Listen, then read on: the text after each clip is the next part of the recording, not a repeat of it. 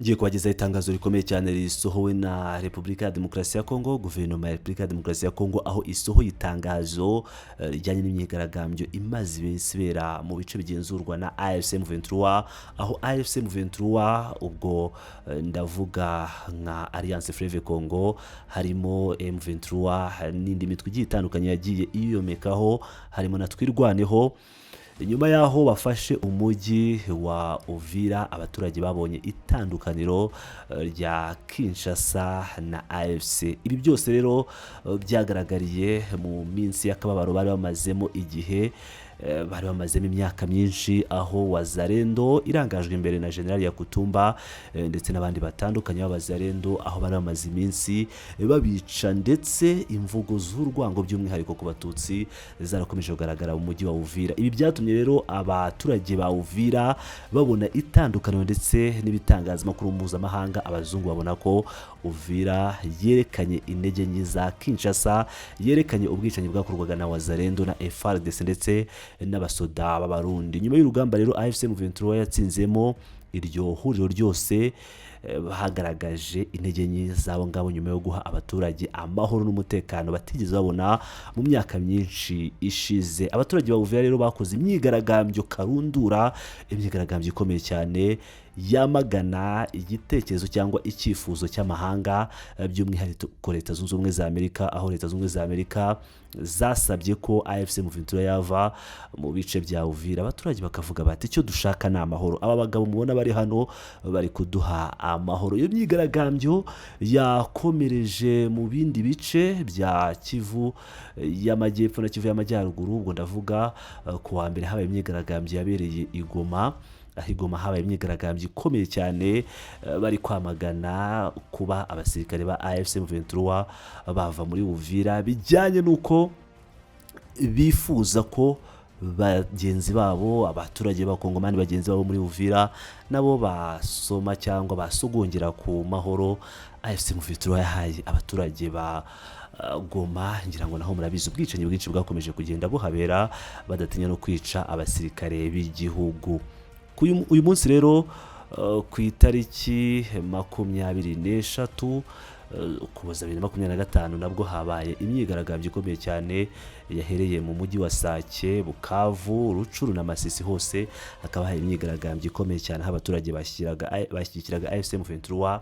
Ibi ngira ngo murabizi neza ko ari ibintu bidashimisha Patrick Muyaya, ari ibintu bidashimisha abantu batandukanye b'Kinshasa, ubwo ndavuga Chilombo ndetse n'abandi batandukanye, ku magambo bakomeza kugenda batubwira. Icyo nababwira rero nuko bongeye gusohora itangazo rikomeye cyane uyu munsi, nyuma y'imyigaragambyo yabaye uyu munsi mu bice bya Bukavu, Sake, Rucuru, Masisi ndetse n'ahandi. Ngira ngo murabizi neza ko uyu munsi ibice byinshi bigenzurwa na AFC M23 byabayemo imyigaragambyo, ndetse tukaba twabagejejeho video igaragaza uko ibintu byifashe. Reka noneho mbagezeho iryo tangazo mu buryo burambuye twihuse cyane.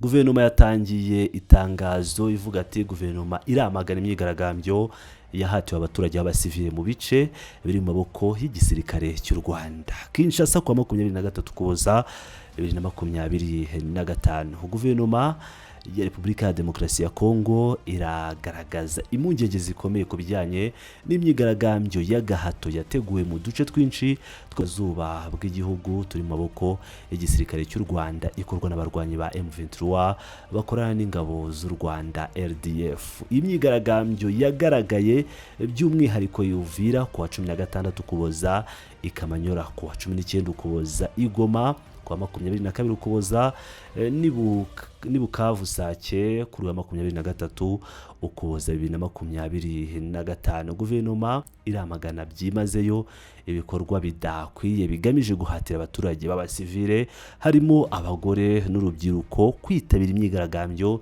igaragazwa nk'ishyigikira ingabo cyangwa kuba izi ngabo z'u Rwanda ziri muri Repubulika Iharanira Demokarasi ya Kongo mu buryo butemewe, nyine isa nkaho ishyigikira ibyo bintu.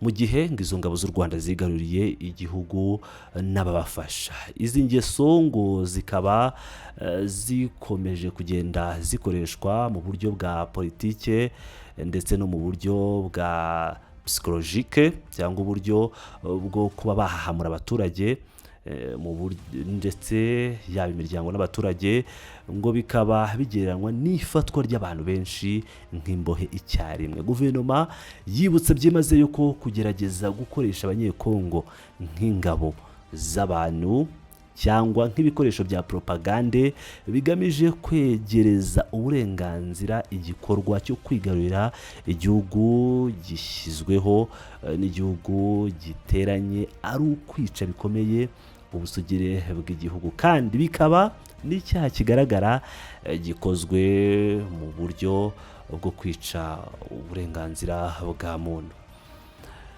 Baravuga ko ibi bikorwa bikomeje kandi bitemewe, bikaba bikomeje kwica uburenganzira bw'ibanze bw'abaturage, bakaba bavuga ko bizahanwa bikomeye kandi ngo ntabwo hazigera habaho umuntu uzabaho adahanwe kuri ibi bikomeje gukorwa na AFC M23 nk'uko babitangaza muri iri tangazo. Bati mu guhangana n'ibi bikorwa by'ubugizi bwa nabi, guverinoma yemeza bundi bushya ubushake bwayo bwo kurinda abaturage b'abasivile, kugarura byuzuye ubutegetsi bw'igihugu ku butaka bwose bw'igihugu no kugeza imbere y'ubutabera abakoze n'abateguye ibikorwa binyuranyije n'uburenganzira bwa muntu n'indangagaciro za Repubulika. Guverinoma ishimira ubutwari bw'abaturage barwanya ikoreshwa ry'umwanzi, ikanahamagarira abaturage bose gukomeza kuba maso, gushyira hamwe no kugirira icyizere inzego z'igihugu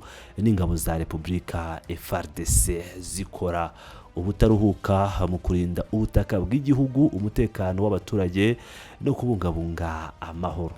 Hanyuma guverinoma yemeza bundi bushya ko yiyemeje byimazeyo inzira z'amahoro zikomeje hagamijwe kugarura amahoro arambye, ituze n'iterambere mu burasirazuba bw'igihugu no mu karere kose bigari. Nahangaha rero iri tangazo ryasorejwe, akaba ari itangazo ryavuye mu biro bya Minisiteri y'itumanaho n'itangazamakuru ya Repubulika Iharanira Demokarasi ya Kongo. Ngira ngo rero murabyumvira neza ibijyanye n'iri tangazo, aho bashinja ingabo z'u Rwanda M23 bavuga ko bafatanya mu kuba bagira igikoresho abaturage ba Repubulika Iharanira Demokarasi ya Kongo mu buryo n'ubundi budatandukanye cyane n'uburyo basanzwe bakoresha bapfobya imyigaragambyo ikomeje kugenda iba kandi yereka amahanga k'abaturage bakomeje kugenda baba mu mutekano usesuye, abaturage batigeze bagira umutekano bafite mu bihe by'ubuyobozi bwa Faci Beto Chilombo. Ubu nyine murabyumvira neza ibitangajwe na Kinshasa. Nk'ibisanzwe ni Pilot News TV, aho nkomeje kwageza amakuru menshi agiye atandukanye. Mukomeze mane nanjye, ndabakunda cyane.